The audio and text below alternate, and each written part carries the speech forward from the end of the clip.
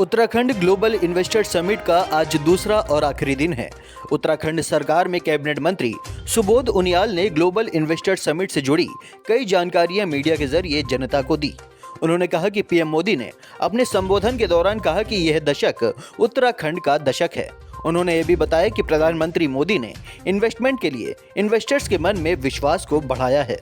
Uttarakhand global investor summit 2023 का दूसरा दिन था और कल माननीय प्रधानमंत्री जी के द्वारा जब इस समिट का उद्घाटन किया तो पूरे देश दुनिया में एक संदेश गया। और जिस तरह प्रधानमंत्री जी ने कल अपनी इनॉग्रल स्पीच में कहा, ये दशक उत्तराखंड का दशक होगा। ये निश्चित रूप से बहुत हिम्मत बढ़ाने वाला बयान था और पूरे देश के बड़े बड़े जो औद्योगिक घराने यहाँ पे आए, एक संदेश सभी को ये गया कि भारत सरकार बहुत सहजता के साथ उत्तराखंड को मदद करने जा रही है। और तो इसलिए कहीं ना कहीं ये एक ऐसा संदेश था जिसने यहाँ पर इन्वेस्टर्स को जो इन्वेस्टमेंट निवेश करने के लिए कहीं ना कहीं मैं समझता हूँ उनके अंदर एक बड़ा आत्मविश्वास को बढ़ाया है। और बड़े आत्मविश्वास के साथ हमें पूरी उम्मीद है कि इस इन्वेस्टर समिट में आशा से कई ज़्यादा निवेश इस राज्य में होगा। तो आज जो फॉरेस्ट और अलाइड सेक्टर को था, तो मैं तमाम औद्योगिक घराने आए थे जिसमें 1000 करोड़ का हमारा जो रिन्यूएबल पावर के लिए ट्री के साथ एक MOU हो भी चुका है और जिसको कि आज उनके CEO भी थे, आपका जो श्री तत्वा श्री रविशंकर जी का एक इंटरनेशनल अपना उनका एक ये औद्योगिक वो है। इसके साथ साथ हमारे पल्प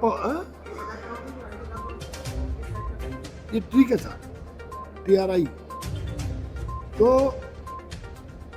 जिस तरह हालात है उत्तराखंड के अंदर, जो नैसर्गिक सुंदरता है, जो हमारे खूबसूरत पहाड़ है, जो 70% फॉरेस्ट कवर है, जो हमारे यहाँ की नदियां हैं, जो हमारे यहाँ के झरने हैं, जो हमारे यहाँ के ग्लेशियर्स हैं, इन सब में जो तमाम संभावनाएं हैं। इसके अलावा वेलनेस टूरिज्म, माउंटेनियरिंग, ट्रैकिंग और adventurous tourism, yoga, carbon trading. आज पूरी दुनिया में कार्बन ट्रेडिंग एक बहुत बड़ा, पूरी दुनिया के लिए एक बड़ा इसमें संभावनाएं छिपी हैं।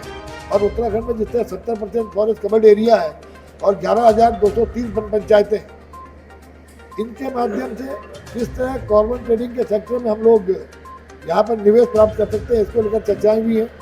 इसके साथ साथ हर्बल फार्मिंग और एरोमेटिक फार्मिंग, हर्बल सेक्टर में और एरोमेटिक सेक्टर में जो राज्य के अंदर संभावनाएं हैं, इनको लेकर काफ़ी उत्साह इंडस्ट्रीज को था। अगर आप ये देखेंगे, इसका एक प्रमाण ये भी होता है कि जब मैं अपना सेशन हमारा ख़त्म हुआ तो कम से कम 80 लोगों ने मुझे अपने विजिटिंग कार्ड दिए, जो इस बात का प्रमाण है कि उन लोगों को राज्य में कहीं ना कहीं यहाँ पर उसकी जो संभावनाएं हैं उसके प्रति वो जुड़ना चाहते हैं। अदरवाइज कोई आदमी इस तरह डायलॉग बढ़ाने के लिए अपने विजिटिंग कार्ड शेयर नहीं करता है। तो मैंने ये भी एक क्राइटेरिया माना कि जब इतने लोग अगर आपको विजिटिंग कार्ड दे करके अपॉइंटमेंट लेना चाहते हैं तो कहीं ना कहीं राज्य के साथ वो जुड़ना चाहते हैं। और मैंने बहुत सरकार की ओर से मैंने सबको एश्योर किया है कि हमारी सरकार पूरी तरह से इंडस्ट्रीज के साथ दोस्ताना रहेगी। हम इंडस्ट्रियल फ्रेंडली पॉलिसीज पर आगे बढ़ेंगे और इकोलॉजी और इकोनॉमी को बैलेंस करते हुए, क्योंकि इकोलॉजी के साथ कोई कम्प्रोमाइज नहीं होगा, उसको बैलेंस करते हुए ऐसी इंडस्ट्रीज को ज़्यादा यहाँ पर तवज्जो दी जाएगी जो इकोलॉजी को भी बरकरार रखने का काम करे। साथ ही साथ वन पंचायतों में हमने 11,230 वन पंचायत, जिसमें 25 लाख आदमी सीधे सीधे जुड़ा है।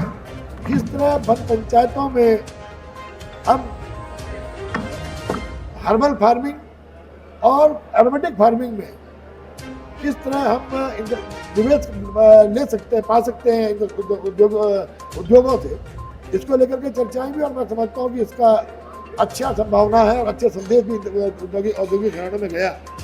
इसके अलावा जो हमारे पास आप देखते हैं कार्बन ट्रेडिंग की जिस तरह बात हुई कि किस तरह कार्बन ट्रेडिंग में आज जो कार्बन एमिशन हो रहा है दुनिया के लिए बहुत बड़ी चिंता का विषय है। क्लाइमेट चेंज जिस तरह हो रहे हैं उसको कंपनसेट करने के लिए औद्योगिक घरानों को हमने आमंत्रित किया कि हमारे यहाँ निजी ज़मीन हो, वन पंचायत की ज़मीन हो या फॉरेस्ट हो, फॉरेस्ट लैंड पे भी किस तरह प्लांटेशन में फंडिंग करके वो अपने कार्बन ट्रेडिंग को आगे बढ़ा सकते हैं। जिस पर इन संभावना पर भी चर्चा हुई है और मैं समझता हूँ कुल मिलाकर के हमारा ये सेशन जो था फॉरेस्ट और अलाइड सेक्टर को लेकर के एक सफल सेशन साबित हुआ।